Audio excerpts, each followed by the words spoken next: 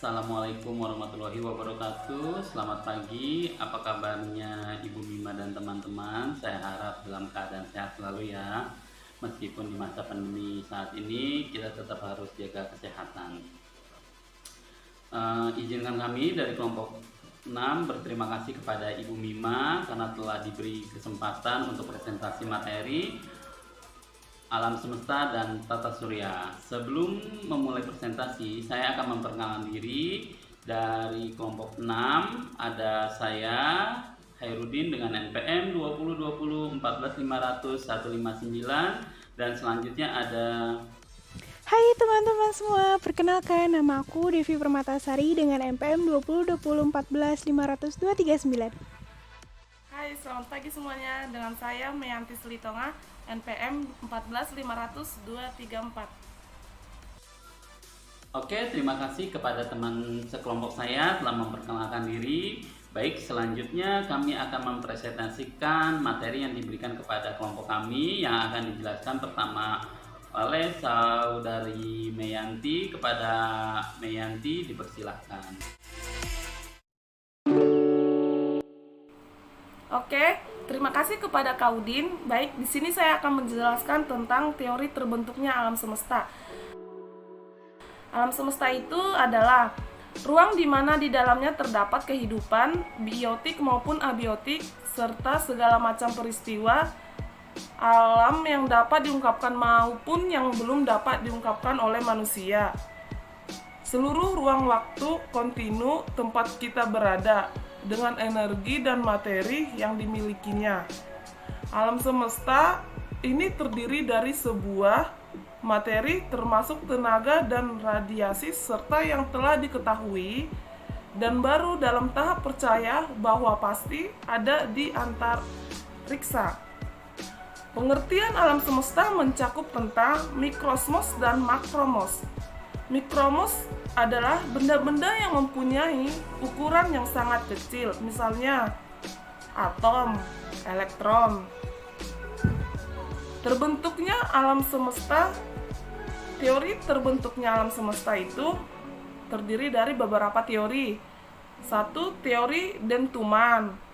2. Berdasarkan teori ini, alam semesta terbentuk karena adanya ledakan massa yang sangat hebat yang disebabkan oleh adanya reaksi inti. Teori ekspansi dan kontraksi. Teori ini mengungkapkan bahwa galaksi dan bintang-bintang terbentuknya pada saat ekspansi. Penjelasan dari terbentuknya teori cukup sampai di sini. Selanjutnya materi akan dilanjutkan dengan penjelasan dari Kak Devi. Kak Devi, materi selanjutnya boleh dijelaskan. Terima kasih. Sebelumnya bahas tentang materi selanjutnya, saya mengucapkan terima kasih kepada Kak Mai telah menerangkan materi mengenai alam semesta. Baik, saya akan melanjutkan materi selanjutnya. Di sini aku akan menjelaskan tentang galaksi dan tata surya. Kita tinggal di sebuah planet yang disebut dengan bumi, bagian dari tata surya. Sementara tata surya itu sendiri hanyalah bagian kecil dari galaksi Bima Sakti. Galaksi adalah kumpulan gas, debu, dan miliaran bintang beserta sistem planet yang mengorbitnya. Gaya gravitasi bertanggung jawab penuh atas ikatan galaksi. Bima Sakti juga menampung lubang hitam supermatif di pusat galaksi. Saat memandang langit malam, seluruh bintang yang kamu lihat adalah anggota Bima Sakti. Dalam kondisi langit gelap gulita, jauh dari polusi cahaya lampu perkotaan, pita-pita debu utama Bima Sakti tampak membentang di langit. Bima Sakti tidaklah sendirian, karena ada banyak galaksi yang tersebar di seluruh alam semesta. Begitu banyaknya galaksi, bahkan para astronom tidak bisa menghitung jumlahnya. Hanya dengan mengamati satu petak kecil selama 12 hari, para astronom menemukan 10.000 galaksi dari segala ukuran, tipe, bentuk, dan warna.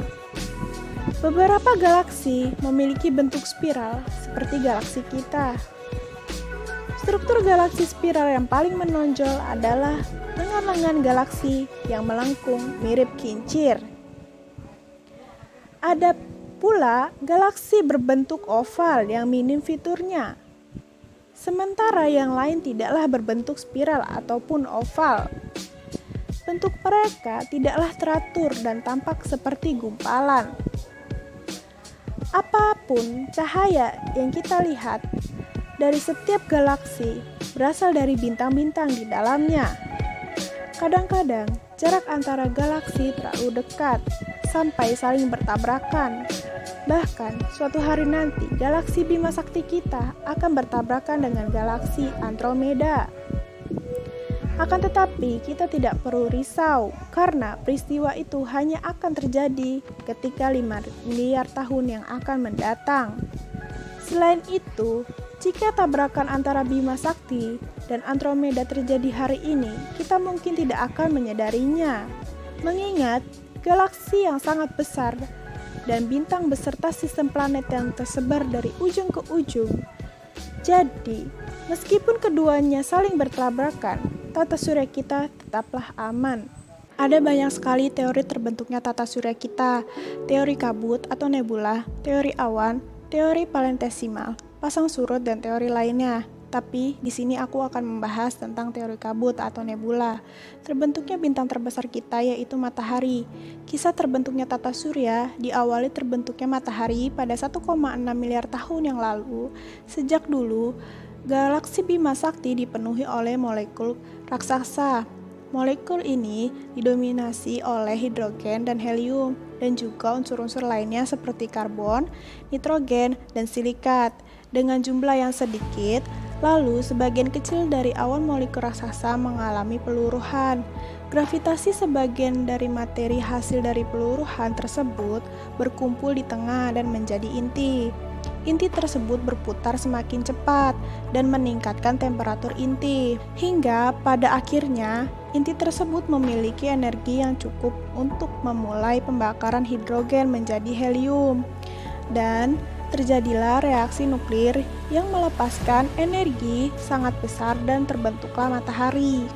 Pembentukan planet tidak semua materi di awan molekul membentuk matahari.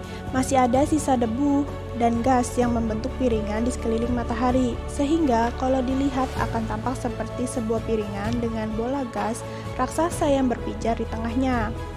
Partikel-partikel yang ada di piringan diisi oleh 75% hidrogen, 25% helium, dan 2% elemen lainnya. Mereka bergerak dalam orbit lingkaran mengelilingi matahari. Meskipun temperatur di area inti meningkat tajam, akan tetapi semakin jauh dari inti temperatur pun semakin rendah.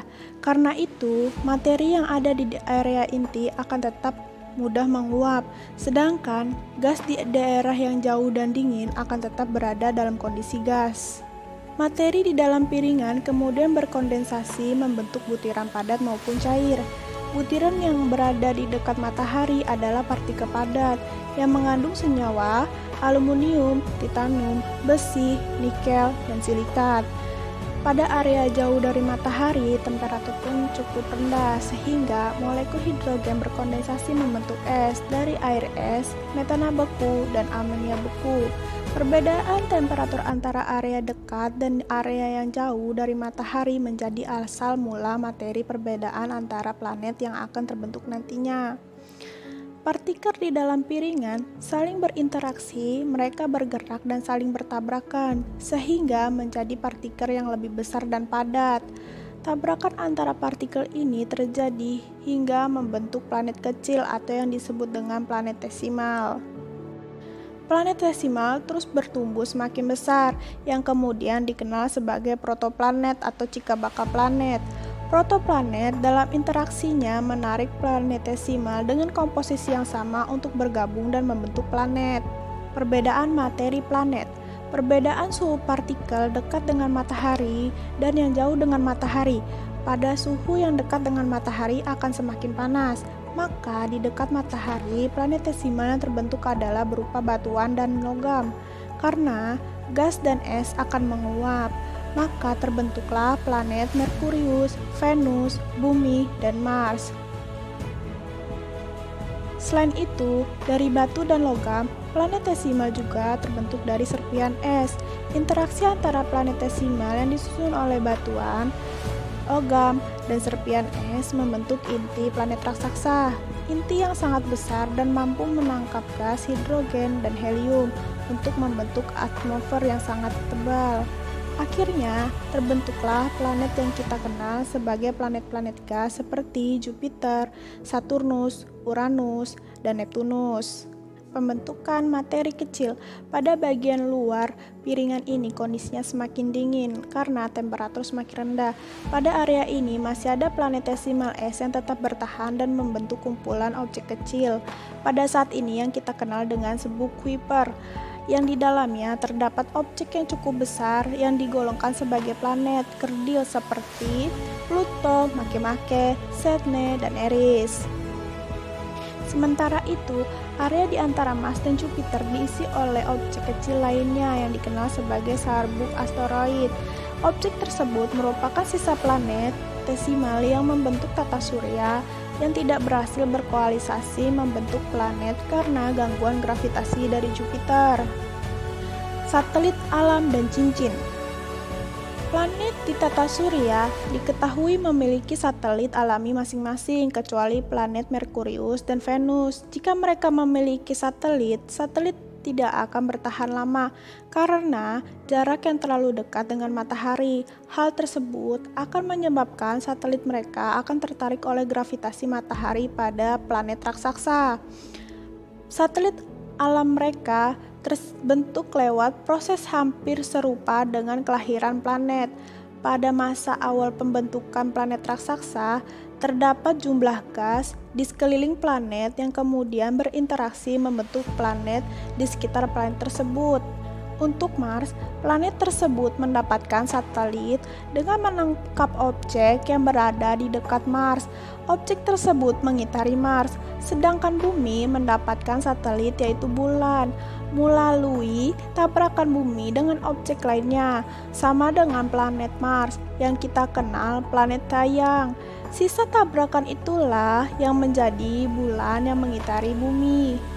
Dalam proses pembentukan seluruh planet di tata surya, ketika planet raksasa telah terbentuk, maka planetesimal yang bergerak dan planet akan terpecah oleh gravitasi, dan pecahannya itu akan terperangkap mengorbit planet raksasa sebagai cincin.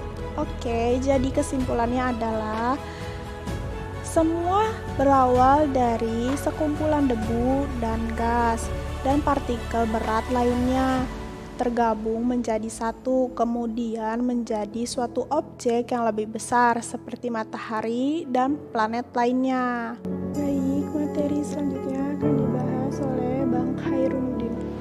Terima kasih Kak Devi Permatasari. Selanjutnya saya akan menjelaskan sistem tata surya. Tata surya adalah kumpulan benda langit yang tersusun atas matahari sebagai pusatnya dan semua objek yang terikat oleh gaya gravitasinya. Apa saja yang terikat, yaitu planet-planet, asteroid, komet, meteoroid yang mengelilinginya. Matahari sebagai pusat dari tata surya, matahari adalah bintang yang berupa bola gas panas yang bercahaya. Suhu permukaan matahari mencapai 6000 derajat Celcius, sedangkan pada bagian inti matahari 18 juta derajat Celcius. Matahari mempunyai derajat panas karena di dalamnya terjadi reaksi nuklir menjadi helium. Matahari tersusun oleh gas hidrogen, helium, oksigen, besi, dan nikel. Teori matahari sebagai pusat tata surya diantaranya ada yang pertama, teori geosentris. Teori ini menyatakan bahwa bumi sebagai pusat tata surya di mana matahari, bulan, dan benda-benda langit mengelilingi bumi berdasarkan pengamatan dari pergerakan matahari. Yang kedua, ada teori heliosentris. Adalah teori yang menyatakan bahwa matahari sebagai pusat tata surya di mana bumi, planet, dan benda-benda langit berputar mengelilingi matahari. Selanjutnya ada teori hukum Kepler 1 yang berbunyi semua planet bergerak dalam lintasan yang berbentuk elips ketika beredar mengelilingi matahari yang matahari berada pada salah satu titik fokus elips. Pembahasan selanjutnya adalah planet. Planet merupakan benda gelap yang dapat dilihat karena sebagian sinar matahari yang dipantulkan oleh planet mengenai mata kita. Planet adalah benda langit yang mengelilingi matahari dan membentuk lintasan. Dalam tata surya, planet ini meliputi yang pertama ada Merkurius, adalah planet yang paling dekat dengan matahari. Yang kedua adalah planet Venus, adalah planet yang paling dekat dengan bumi, sehingga sering disebut sebagai bumi kembar karena Venus tampak indah, sehingga disebut juga bintang kejora.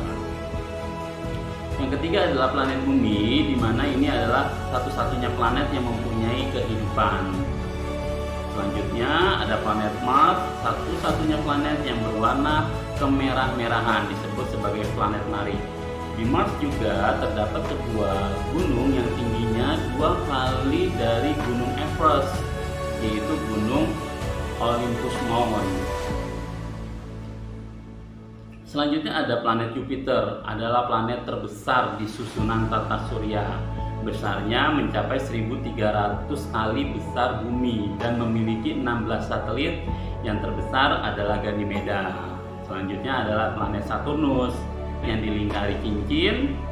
Cincin Saturnus ini tersusun dari bongkahan es dan batu kerikil berwarna kekuningan. Selanjutnya, Saturnus ini paling banyak memiliki satelit di antara susunan planet di sistem tata surya, yaitu sebanyak 18 satelit. Planet selanjutnya adalah Uranus, adalah planet yang arah rotasinya berlawanan dengan planet-planet lain. Neptunus berikutnya merupakan kembaran Uranus karena mempunyai ukuran yang hampir sama. Terdapat satu planet yang sudah tidak dianggap sebagai sebuah planet, yaitu planet Pluto sejak tahun 2006.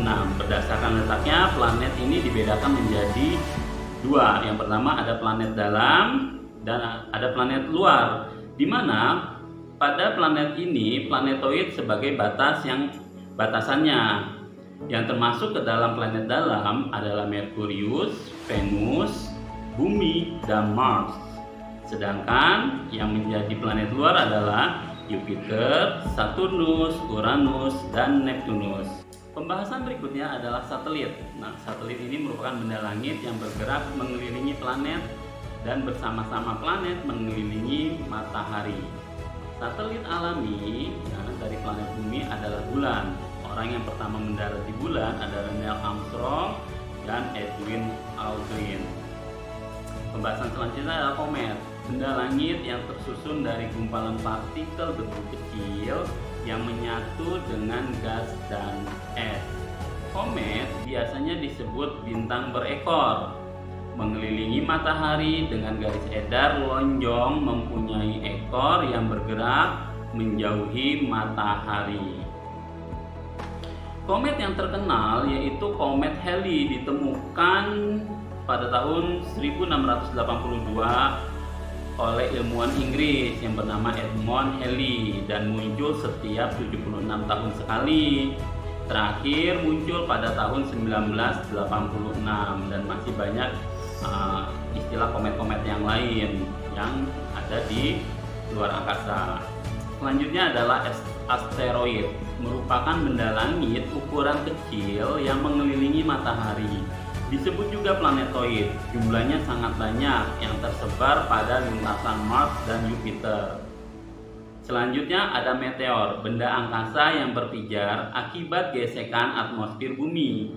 Meteor yang tidak habis terbakar dan jatuh ke bumi disebut meteorit. Meteor inilah yang biasa disebut dengan bintang jatuh.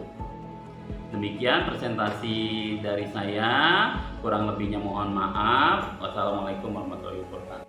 Demikian penjelasan dari kelompok 6 tentang alam semesta dan tata surya.